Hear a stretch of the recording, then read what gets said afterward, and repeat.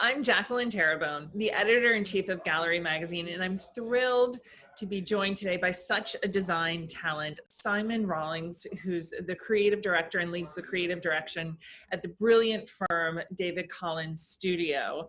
Thank you so much for joining me today, Simon. He's in our latest issue of Galerie magazine, in the summer issue, talking all about the inspiration behind the wonderful hospitality projects that he helms, but also talking about how he gives it those touches of residential, which a few select clients are very lucky to also have homes designed by the firm. So Simon, I'd love to jump in and talk about one of, the firm's iconic projects, the Connaught Bar. Can you tell me a little bit about the history of this special space and how you made it so magical? Yeah, it's interesting. We were responsible for a couple of sort of really well-known bars in London, Claridge's Bar and the Blue Bar. And these were kind of the beginning of the hotel bar scene really sort of happening in London, which was kind of unheard of because, it had happened in New York already with all the Ian Schrager hotels and these cool bars, but it had started just to sort of come to life. But, people were like, would I go to a hotel to have a drink if I'm not staying there? Of course not. Right. So, Claridge's was first, then the bar, and then we were given this space at the Connaught. And I remember going to see the original space, and it was the old American bar at the Connaught Hotel, and it was probably about half the size of the current bar. The current bar is pretty small. And it was a very sort of shabby old timber paneled room with some kind of memorabilia and a clock and some kind of antlers on the wall from memory. And, we were asked to turn it into the ultimate bar. I mean, where it stands on Mount Street is one of the most gorgeous streets in Mayfair. It's a wonderful little street. So, to create this bar was sort of the culmination of this trio of very special kind of bars. So we wanted to create something that, and I guess we approach all of our projects in this way, but we wanted something that felt very much at home within the hotel, home within the architecture of the building, because, I like things to feel like they're pretty much connected with space. So we started by looking at the historical detailing within the building, and there's a lot of gorgeous plasterwork throughout all of the ceilings and the moldings and the cornicing, and we started to extract some of those details and piece them back together in a way that was respectful to the original, but almost reinvented them in a way that felt very new for the bar. We also then took the original, I guess, massive paneling, and we introduced it, but we worked with this incredible French artist called Pierre Bonfil. And we asked him to create this amazing patchwork of, I guess, artwork that sort of wrapped the whole room. So basically the whole of this interior became an artwork. And he took the inspiration from the region of Ireland, which is north, and fields that are kind of overlapping. So, as you fly over sort of farmlands and you see these wonderful shades of grids of fields, and land. And as you go in, and the way he's created this finish, it's so incredible because it's done with a combination of leafing and different textures and gilding and canvas. So the more you kind of move around the space, it's really fascinating because it kind of comes alive and you see different bits of it as it comes through. So we then sort of layered into the space sort of, different styles of furniture, wonderful, heavily embossed crocodile leather pieces of furniture. We created the sort of what's become the infamous martini trolley that rides up and down the space. Put these fun, almost camouflage carpets into the space. It's this very curious mix of styles, mix of periods, mix of textures, mixes of materials that give it this kind of unique look, I guess, this unique and timeless feeling. Definitely. And one thing I think that's always very important in a bar is the lighting. And you always do such a great job of capturing the ambience of beautiful lighting, but also their beautiful lights within the spaces too. You really have fun designing those. What are some of the ones in the bar? It's really interesting. I mean, it's one of the things. First of all, the effect of the light is the first thing that we think about, because Yeah. the mood that we need to create is almost more important than the design. Hmm. Because you have to walk from what is a gorgeous hotel lobby or from a really glamorous shopping street in Mayfair and step into this space and feel like you've been transported. Whether it's the smell or the service or the door handle, but the lighting is just so important with all of this. Right. So we work very hard, first of all, to create that mood and create layers of light, because I think in any space, the most important thing is to have multiple layers of light, especially, it works at home, in residential work, in bars, in restaurants, but having, bits of light that'll highlight certain aspects, light that's kind of almost at face level, so sort of wall sconces or floor lamps or table lamps, because light from the side it makes you feel good. It's uplifting. And then even light from below, so tabletops, candle light, makes your face feel sort of uplifted. So it's having all of those different components that piece together. And that's why it's always more challenging to design a space that has to work equally as well during the day and during the night, because quite often you rely so much on artificial light that the minute natural light comes into play, it almost distorts the kind of the perfection of the creation. But the fixtures, when we started out, it was impossible to get unique light fixtures or things the right size or the right scale. So we would slave over making everything. We had 2 or 3 really great lighting manufacturers that we would go to. One particular thing I remember on my travels seeing in New York, gosh, it feels like 100 years ago, a filament light bulb. And we hadn't even experienced those in London. And I wanted to use them at the Wolseley, and this was, I think probably the first place that I'd seen them used commercially in London. And we had to hunt everywhere because we can't use the US light bulbs in the UK. So I managed to find them in Germany at a company that made them for the railway industry, and we imported tons of them. And I kind of wish I bought shares in that company. But so every aspect of that side nowadays, you can buy amazing light fixtures. We kind of use a combination. We might buy some lamps and do bespoke shades. We might, create our own chandeliers. We might, mix things up. We might buy wall sconces and refinish them. The ones that the wall sconces in the Connaught Bar, we actually purchased them, and they're kind of these sort of clamshell fixtures.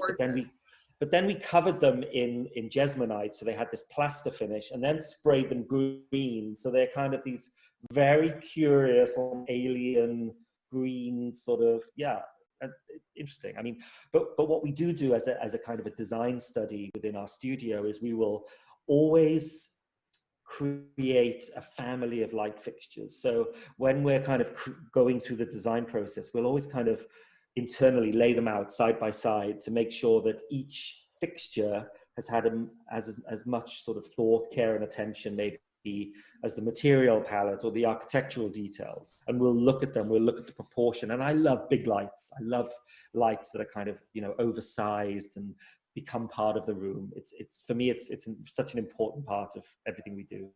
Incredible. Well, one of your other projects that I think is absolutely gorgeous, and I know it might not be 10 years old, but you've been working on it for at least 10 years, is the Delair Graph estate, and the beautiful owner's villa there.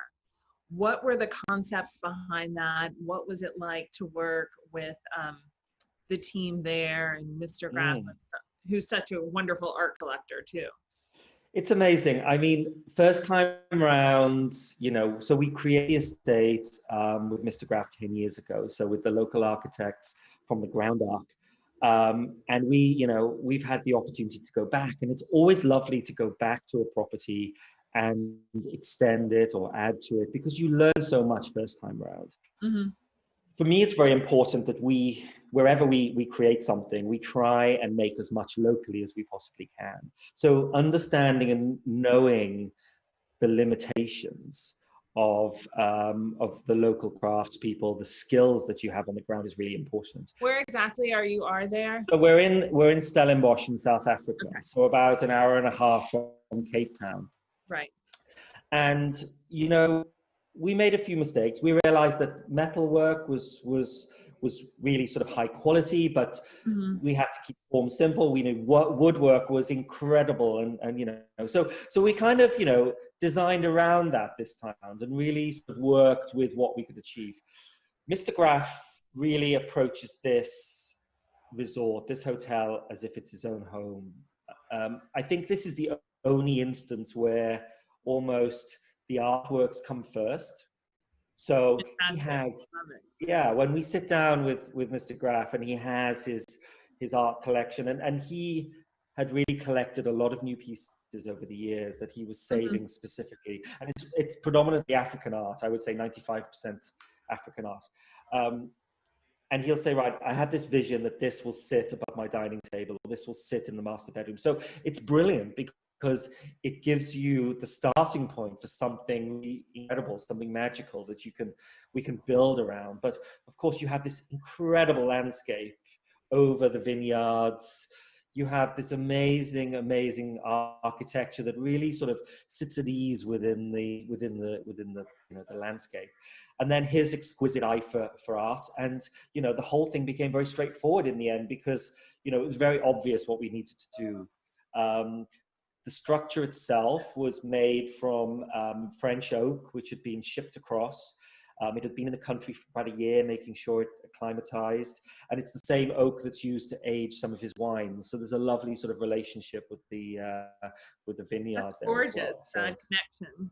Yeah, so that's really nice. But it was a really fun and enjoyable process. I mean, great place to work. I mean, lighting, challenging, because the types of light fittings, the lamps, the bulbs that are available locally, of course, which all have to be LED now, and not necessarily the same color rendition that they are here, because there's a much more limited supply. So we had our challenges with going through endless light bulb tests to make sure that that the different finishes reflected the light properly, and the color of the lights, and as the sort of the sun changed and moved around the building, how that reacted. So we did a lot of kind of living there and staying there, really understand, because what we're trying to create is this home away from home. I mean, something that people are will go there maybe once in their lifetime. It might be a honeymoon destination, or somewhere that somebody saved up for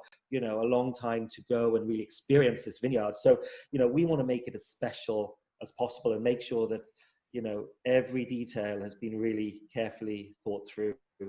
One of the finest things I think about the new lodges and the owner's villa that we created is the fact that you can stand in the shower and literally look out across the landscape, which I think Oh, wow. Yeah, that is spectacular. Spectacular.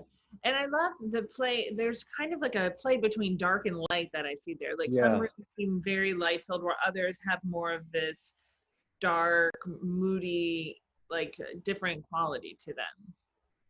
Yeah, it's interesting. We work quite hard to make that sort of that switch between the moods. And interestingly, it's the larger spaces we've darkened quite a lot, and it's the smaller spaces we've lightened up. And the smaller spaces being the bedrooms, for example, and we've made them that the bedrooms feel much more sort of fresher and lighter, whereas the living spaces, the interior living space, is much moodier. What you have to remember is there's a kind of a very harsh winter here, as well as a really glorious summer. So those kind of cozy evenings by the fireplace are just as important as those summer afternoons on the deck. So you have to kind of marry both. And were there lots of wine tastings while you were installing and working on this project? I didn't touch a drop. Not true. Not true. I have to say, it was probably one of the most enjoyable installs. And I was there with two South African colleagues of mine, Roz and Liesel, actually, who were, we just had a brilliant time. It was one of those installs that was just a dream. It really was. And the team there were really great. And, we just had so much fun just kind of going out into the landscape and cutting branches and plants and, just things to dress the space from the landscape, because I just felt like, why go to a florist when it's growing outside of the window and it has real connectivity with everything around you. So yeah, it was really lovely. Yeah. That's really when it works the best, when it's so natural. Yeah. Now, another place that I absolutely love and hold such, a place in my heart too, is Glen Eagles in Scotland. It is absolutely magnificent. And the spaces that you create there, I think, really speak to the studio's ability to work with color in such a nuanced way. But I visited Glen Eagles last June, and it just blew me away. It's magnificent. Tell us about those spaces, all of those great public rooms that you created there. This was really interesting. This was kind of like a competition, like a pitch for us, and we were invited by Sharon, the owner, to put together some ideas for this hotel that he just purchased. And it was, it had its moment. It was a little bit tired and really needed a new lease of life. So we kind of looked at the master planning of the space and looked at, how we could sort of reappoint some of the rooms and bring them back to life. But one of the things that we found on the old original floor plans of the hotel was the site of an original American bar. And it was currently being used as their luggage store. So one of our sort of, I guess, big proposals for this master planning of the ground was to kind of bring the American bar back to life. So what we aimed to create was this sort of restoration of the original paneled entrance hallway, the introduction of a new sort of lobby lounge, which we sort of completely colored in this sort of gorgeous faded moss green, which is really sumptuous and has these wonderful velour sofas and burning fire. And then I came across two columns that had this amazing material. And it was this very gorgeous scagliola finish, which was from the original build. And this entrance hallway was protected. And we looked at it and we cleaned it up. And for me, it was such a key and important material within this lobby space that I really felt that we could only celebrate it by adding more of it. So we tracked down the two remaining scagliola manufacturers in London. And one of them offered to go up to Glen Eagles and sit there and literally, with all of his sort of plaster, clay and dyes, mix up lots of little samples to try and replicate this exact material. So when it came to us redesigning elements of this entrance hallway, we could create this incredible backdrop of scagliola, which then sort of married with the original pieces. So it's kind of, we worked with what was already there, built upon it, restored a lot of it, and then added some new stronger elements, such as the great rich green carpets and the lobby lounge. Yeah, for the lobby lounge, because otherwise, I mean, it's quite a large, dark space when you walk in there. And that lobby lounge really enlivens it and brings the greens and scagliola. There's so much going on that brings action to it. And it's interesting. I found this wonderful old historic map of the area many years ago, which we gave to Sharon as a gift, and they have it framed there at the lobby lounge. But all of the artwork, pretty much that we found, it's either local artists or artists, young and interesting artists that I found on Instagram, people whose work that I really like. There was an artist who creates maps, the amazing scagliola urns that we had custom made. There's lots of different interesting things.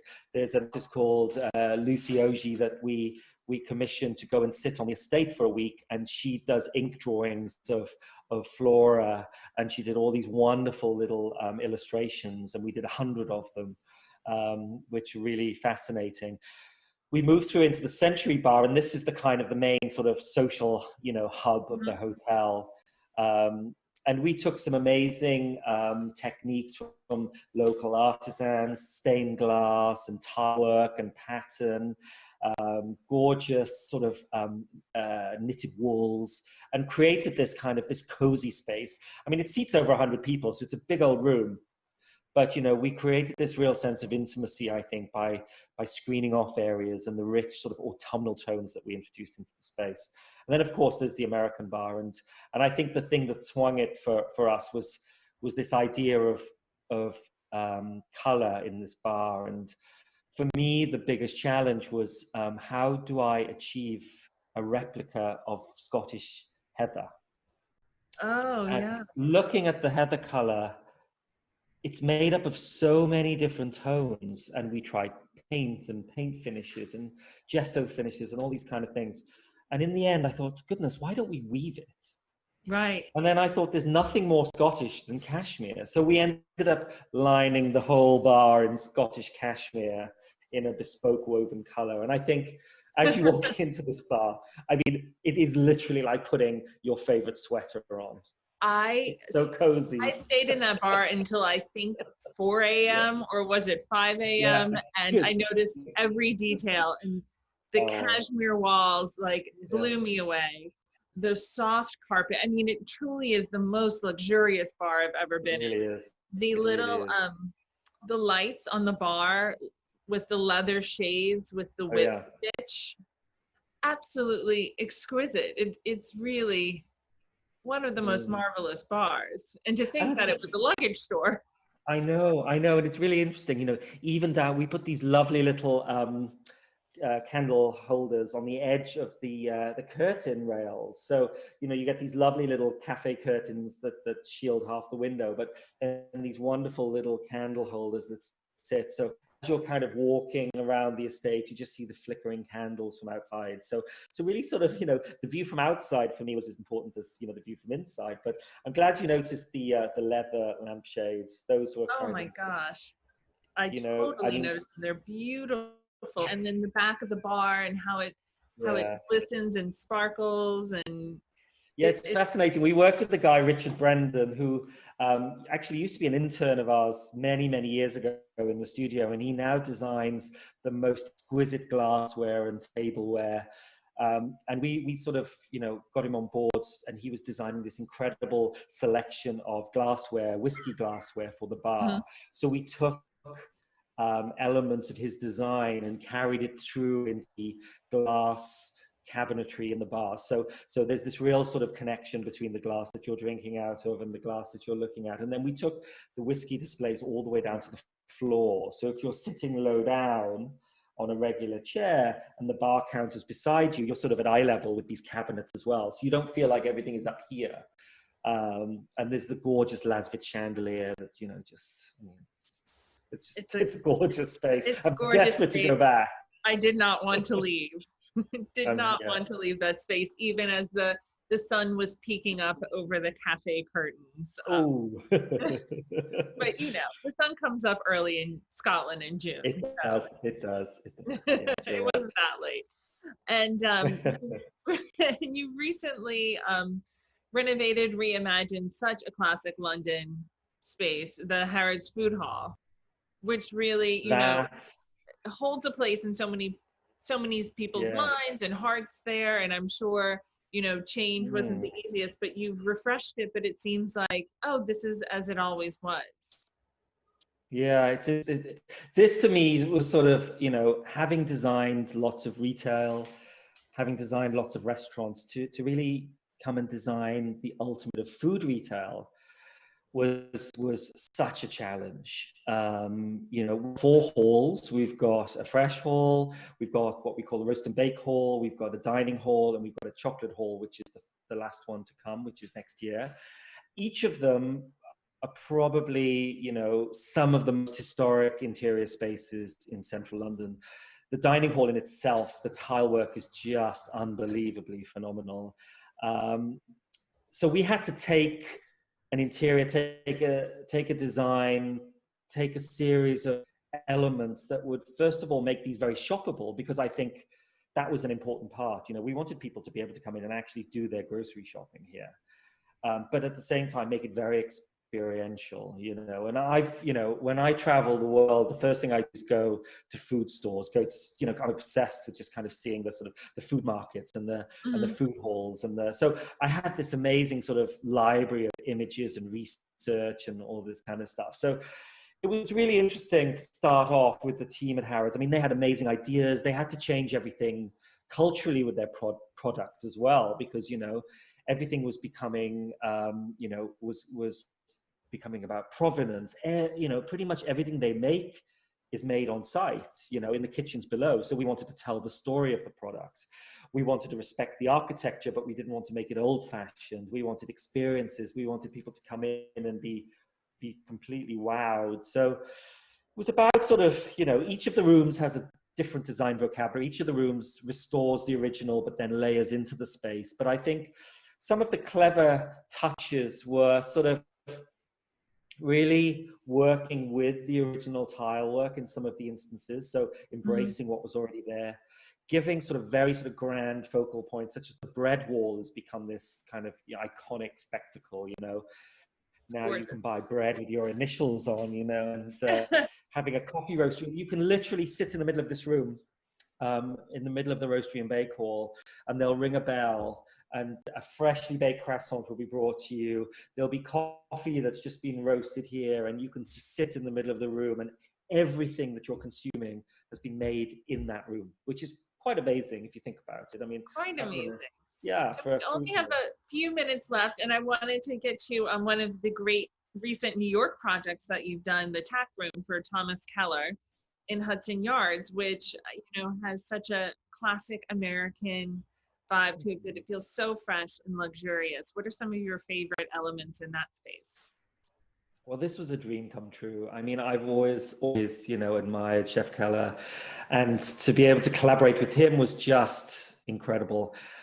I think what really inspired me here was his vision for how the kitchen firstly worked. And I think before anything came about here, he really knew how he wanted this kitchen to work. And I think for me, the interesting part was then, how would we integrate everything we were doing around the kitchen? Because if you remember the room, I mean, the kitchen almost runs the full length of the dining room. So it's incredible. So wherever you sit, you almost get a glimpse of the action within the space. But I think what I particularly love about this is that everybody can have their favorite space. Everyone can have their favorite little nook. You can go in there and you can sit slap bang in the middle of the dining room, but it still feels like you're in the most intimate of spaces. And I think that, for me, is the thing that I appreciate most about that. The understanding of, you know, the transparency of the window screens and the vistas through the space and the flow and I mean, everything about that room, you know, has been really, you know, designed and thought through and perfected and tweaked and perfected and tweaked and, you know, and to the point where I think, you know, we really, you know, came up with something that's so elegantly simple. And so special.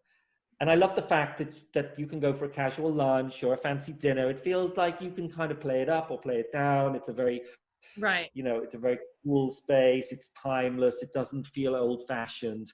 But ultimately, the only space I want to be in every day is the Bookbinder's cocktail bar, which is nestled underneath, which for me, out of all of the bars I think we've ever done, it's sort of, it's probably my favorite, just because I think the fact it's in New York, which for me just adds that kind of glamour to it. But it just turned out so beautifully, and I just love everything about it. Well, it's a beautiful restaurant and bar, and I feel like what you've done is really captured the spirit of the food and the cuisine that he creates in the design of it as well. You know, the elegance, the rigor, the simplicity, the seemingly simpleness of something. It all comes together in that space, and that's definitely what's happening on the plate too. Simon, thank you so much for joining us today. Please go to gallerymagazine.com or pick up our summer issue of Gallery Magazine to read more about Simon and his beautiful projects for David Collins Studio, to see how hospitality and residential come together so beautifully. And Simon, thank you so much for joining us here today. I really, really appreciate it. And it's so fun to talk and dream about all of these spaces that I can't wait to return to and have a cocktail in, and you just create the most beautiful environments for enjoying yourself. So thank you. My pleasure. Thank you so much for having me.